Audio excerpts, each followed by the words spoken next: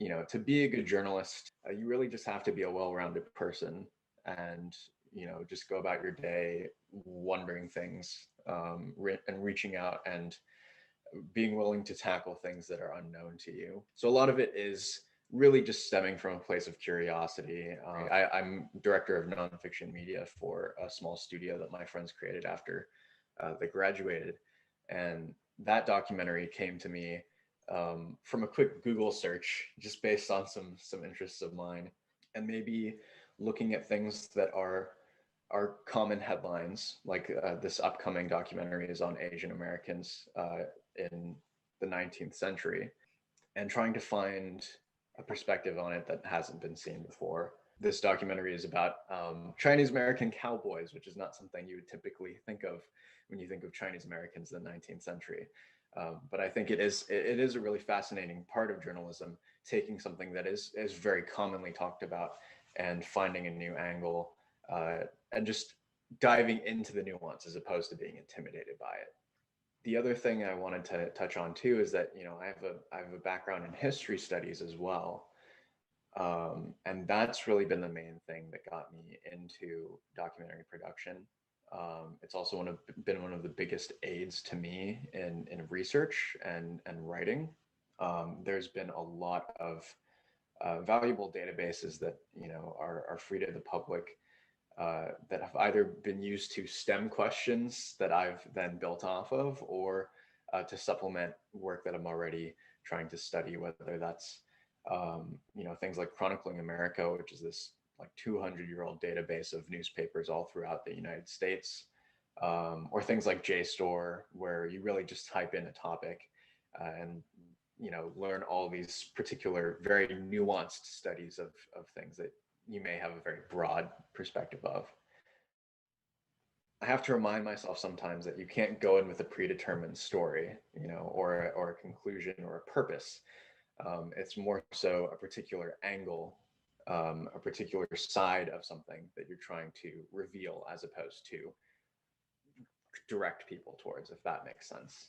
And so that's something that, as a filmmaker, might be disappointing, because obviously the narrative isn't as compelling, but that's not what matters in this situation. And you just want to get to the truth. So that's been something that, for documentaries, I've always had to whittle away on. Is in this new documentary I'm working on, it's the story of, again, this Chinese American cowboy. The thing for me that's been gut wrenching as a filmmaker is trying to take away the tall tales that make him so mythical.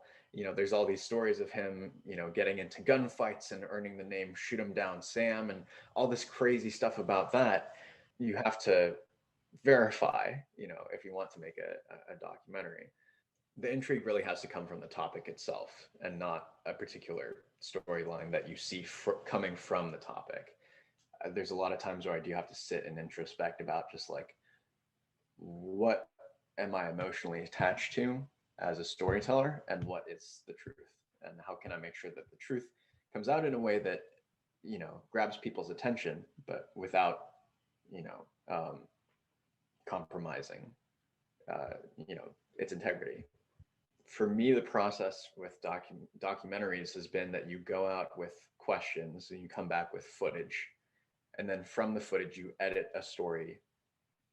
You carve a story in the edit. You're essentially doing what you would in the realm of writing anyway, but instead of cutting out words and rearranging columns, what you're doing is cutting out footage and rearranging sound bites and things like that, to the point where you do have a coherent story. For me, it's casting a wide net and just asking as many questions as you can about things, slowly bringing it in, getting all the footage compiled, and then finding a story in it. I know a lot of people get their start doing documentaries on restaurants, and finding just something small like that has a lot of interest to you, and going into the story of it, going into the history of, I'll just take this restaurant as an example. Like, how did the restaurant come to be? How did it get its name? What does the community think of it? Where do people, all the questions that you would typically ask when writing an article. Anyhow, take those skills that you already have and deep diving into things. I mean, a lot of it really does come down to just building rapport, especially when you're so focused on that one question, that key question that you want to ask, you don't want to exhibit bias in any way, but what you could do is ask very simple questions, things that aren't necessarily related, everyday things, very small things. I think that piles up after a while. And really, it is a conversation when you are doing that interview. And the more that it feels like one, and the more that it feels like there is an attentive ear, a human ear that's listening to you and not just a mic, I think that makes the biggest difference. Yearning to investigate things stuck with me.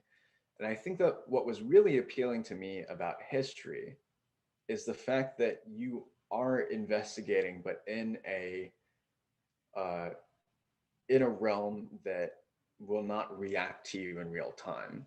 When you are investigating history, there is no more evidence to gather than what's already there. And I think that's really helped me go into documentaries and hopefully prepare me for this writing role that I'm going to have in the fall, um, because it's provided an environment where um, there are resources available, but you still have to dig. But there isn't there's no change to it. It is what it is, and it's just up to you to uncover that in its entirety. The way I used to hate history in high school because it was presented as so sterile, and something that's very static.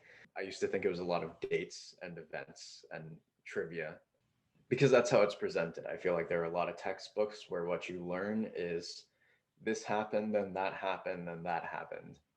I think that first documentary I made about the history of this cemetery really opened up just how many perspectives there are on, if there are 16 different perspectives on this one unmarked cemetery, then we can imagine what, the plethora of perspectives that there are on other topics. A lot of my recent work, again, like this new documentary I'm doing, is focused on Asian American history. And I think a lot of that has to do with just what we're seeing nowadays, the big hike in anti-Asian, hate crimes and things like that. The reasoning that you see people cite when trying to justify those actions, a lot of it is rooted in a very poor perception of history. The approach to it has changed so much. You don't want to commodify anyone that you're photographing, but you also want to get the full grasp um, of the event that is taking place, because obviously, whatever the protest is, a protest is a momentous event. I try and absorb the totality of it.